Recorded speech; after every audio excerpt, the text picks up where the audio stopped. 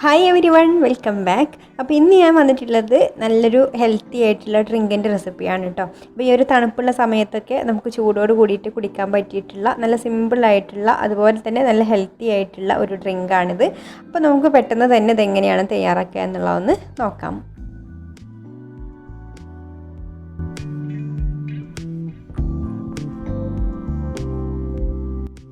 അപ്പോൾ ഈ ഒരു ഡ്രിങ്ക് ഉണ്ടാക്കാൻ വേണ്ടിയിട്ട് ഞാനിവിടെ ഒരു 1/4 കപ്പ് ഗോതമ്പ് നുറുക്ക് എടുത്തിട്ട് നന്നായിട്ട് കഴുകിയതിന് ശേഷം കുറേ വെള്ളം ഒഴിച്ച് 1 മണിക്കൂറോളം വെച്ച് കുതിർത്ത് വെച്ചിട്ടുള്ള ഗോതമ്പ് നുറുക്കാണ് കേട്ടോ ഇത്.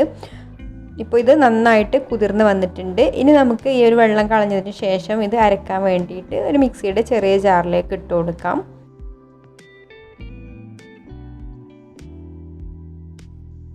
ഇനി ഇതിലേക്ക് അരയാൻ ആവശ്യമായിട്ടുള്ള വെള്ളം കൂടെ ഒഴിച്ചു കൊടുത്തിട്ട് ഇത് നന്നായിട്ടൊന്ന് അരച്ചെടുത്തിട്ട് വരാം. എന്നിട്ട് നമുക്കിത് അരിച്ചെടുക്കാൻ വേണ്ടിയിട്ട് ഇതുപോലെ ഒരു അരിപ്പയിലേക്ക് ഒഴിച്ചു കൊടുത്തിട്ട് ഈ ഒരു ഗോതമ്പ് നുറുക്കിൻ്റെ പാല് കംപ്ലീറ്റ് ആയിട്ട് പോറ്റുന്ന വിധത്തിൽ തന്നെ കുറച്ച് വെള്ളം കൂടെ ചേർത്ത് കൊടുത്തിട്ട് ഒന്ന് അരിച്ചെടുക്കണം.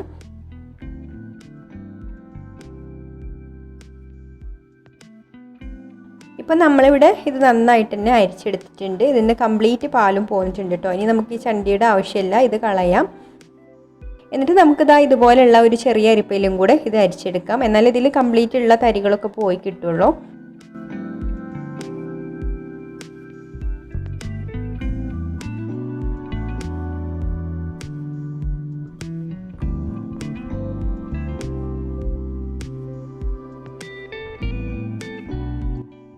ഇതിലേക്ക് ഞാൻ വീണ്ടും 1 കപ്പോളം വെള്ളം കൂടെ ചേർത്ത് കൊടുത്തിട്ടാണ് അരിച്ചെടുക്കുന്നത്.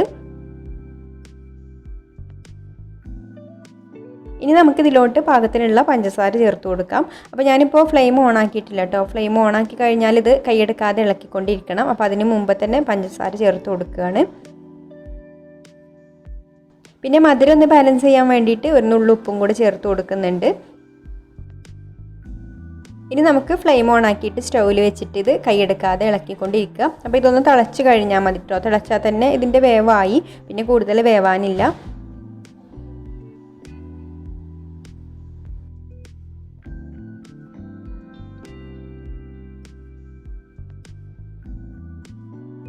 അപ്പോൾ ഞാനിവിടെ കുറഞ്ഞ അളവിലേ ചെയ്യുന്നുള്ളൂ കേട്ടോ. അപ്പോൾ പെട്ടെന്ന് തന്നെ റെഡി ആയി കിട്ടും. അപ്പോൾ കൂടുതലൊക്കെ ഉണ്ടെങ്കിൽ പിന്നെ കൂടുതൽ സമയം വരും ഇതൊന്ന് തിളച്ച് കിട്ടാൻ വേണ്ടിയിട്ട്. അപ്പോൾ ഇത് റെഡി ആയിട്ടുണ്ട് കേട്ടോ. ഇപ്പോൾ ഇതൊന്ന് കുറച്ച് കുറുകിയൊക്കെ വന്നിട്ടുണ്ട് തിളച്ച് കഴിഞ്ഞപ്പോൾ. ഇനി നമുക്കിതിലേക്ക് ഒരു 2 കപ്പോളം തേങ്ങാപ്പാൽ ഒഴിച്ചു കൊടുക്കാം. തേങ്ങാപ്പാൽ അല്ലെങ്കിൽ ഇനി പശുവും പാലോ പാക്കറ്റ് പാലോ ഏതായാലും ഒഴിച്ചു കൊടുത്താൽ മതി. അപ്പോൾ തേങ്ങാപ്പാലാവുമ്പോൾ കുറച്ചും കൂടെ ഒരു തേങ്ങാപ്പാലിൻ്റെ ടേസ്റ്റും കൂടെ കിട്ടും. അതുകൊണ്ടാണ് ഞാൻ ഇതിലേക്ക് തേങ്ങാപ്പാൽ ചേർത്ത് കൊടുത്തത്. ഇനി ഇത് ഒന്ന് ഇളക്കി കൊടുക്കുക കേട്ടോ. നന്നായിട്ട് തന്നെ ഇതിലൊന്ന് മിക്സ് ചെയ്ത് കൊടുക്കുക. അപ്പോൾ ഇത് തിളച്ച് വരേണ്ട ആവശ്യമൊന്നുമില്ല, തേങ്ങാപ്പാലായതുകൊണ്ട് നന്നായിട്ടൊന്ന് ചൂടായാൽ മതി. ഇപ്പോൾ തേങ്ങാപ്പാലൊക്കെ ഇതിൽ നന്നായിട്ടൊന്ന് മിക്സായി നന്നായിട്ടൊന്ന് ചൂടായി വന്ന് തുടങ്ങിയിട്ടുണ്ട്.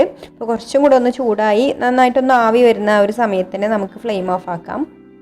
അപ്പോൾ ഞാൻ ഈ ഒരു ലൂസിലാണ് കേട്ടോ ഉണ്ടാക്കിയിട്ടുള്ളത്. ഇനി ഇതിനേക്കായി ലൂസ് ആവണമെന്നുണ്ടെങ്കിൽ കുറച്ച് പാലോ തേങ്ങാപ്പാലോ എന്തെങ്കിലും ചേർത്ത് കൊടുത്താൽ മതി. തിക്കായിട്ടാണ് വേണ്ടതെന്നുണ്ടെങ്കിൽ പിന്നെ അളവ് കുറച്ചിട്ട് ചേർത്ത് കൊടുക്കുക.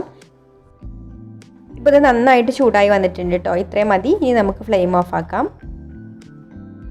ഇനി ചൂടാറുന്നതിന് മുമ്പായിട്ട് ഞാനിതിലേക്ക് 1 ടേബിൾ സ്പൂൺ പാൽപ്പൊടിയും കൂടി ചേർത്ത് മിക്സ് ചെയ്ത് കൊടുക്കുന്നുണ്ട്. അല്ലെങ്കിൽ കണ്ടൻസ്ഡ് മിൽക്ക് ഉണ്ടെങ്കിൽ അത് ചേർത്ത് കൊടുത്താലും മതി. അപ്പോൾ കൂടുതലൊരു ടേസ്റ്റ് കിട്ടും. ഇനി ഇല്ലെങ്കിലും കുഴപ്പമൊന്നുമില്ല കേട്ടോ, അല്ലെങ്കിലും നല്ല ടേസ്റ്റ് ഉണ്ടാവും. പിന്നെ നല്ലൊരു ഫ്ലേവറിന് വേണ്ടിയിട്ട് 1/4 ടീസ്പൂൺ ഏലക്കാപ്പൊടിയും കൂടി ചേർത്ത് കൊടുത്തിട്ടുണ്ട്. ഇനി ഞാനിവിടെ മറ്റൊരു പാൻ അടുപ്പത്ത് വെച്ചിട്ടുണ്ട്. അതിലേക്ക് 1 ടീസ്പൂൺ നെയ്യ് ഇട്ട് കൊടുക്കാം. നെയ്യൊന്ന് ചൂടായതിന് ശേഷം നമുക്കിതിലേക്ക് അല്പം അണ്ടിപ്പരിപ്പ് ഇട്ട് കൊടുക്കാം. അണ്ടിപ്പരിപ്പ് ഒന്ന് വറുത്ത് ചെറുതായിട്ടൊന്ന് മൂത്ത് വരുന്ന സമയത്ത് നമുക്കിതിലേക്ക് കുറച്ച് കിസ്മിസും കൂടെ ഇട്ട് കൊടുത്തിട്ട് രണ്ടും കൂടെ ഒന്ന് വറുത്തെടുക്കാം.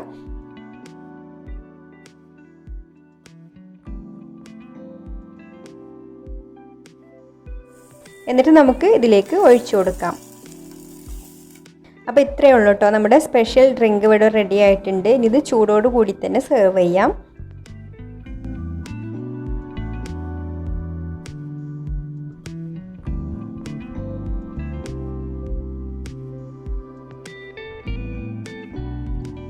അപ്പോൾ എല്ലാവർക്കും ഈ ഒരു റെസിപ്പി ഇഷ്ടമായിട്ടുണ്ടാവും എന്ന് വിചാരിക്കുന്നു. അപ്പോൾ നിങ്ങൾക്ക് ഇഷ്ടമായിട്ടുണ്ട് എന്നുണ്ടെങ്കിൽ ഒന്ന് ലൈക്ക് ചെയ്യുക, ഷെയർ ചെയ്യുക, നിങ്ങളുടെ അഭിപ്രായങ്ങളൊക്കെ താഴെ കമൻറ്റ് ചെയ്യുക. പിന്നെ ഈ ചാനൽ സബ്സ്ക്രൈബ് ചെയ്യാതെ കാണുന്നവരാണെങ്കിൽ ഒന്ന് സബ്സ്ക്രൈബും കൂടെ ചെയ്യണേ. അപ്പോൾ ഇനി മറ്റൊരു നല്ല റെസിപ്പിയുമായിട്ട് അടുത്ത വീഡിയോയിൽ കാണാം. താങ്ക്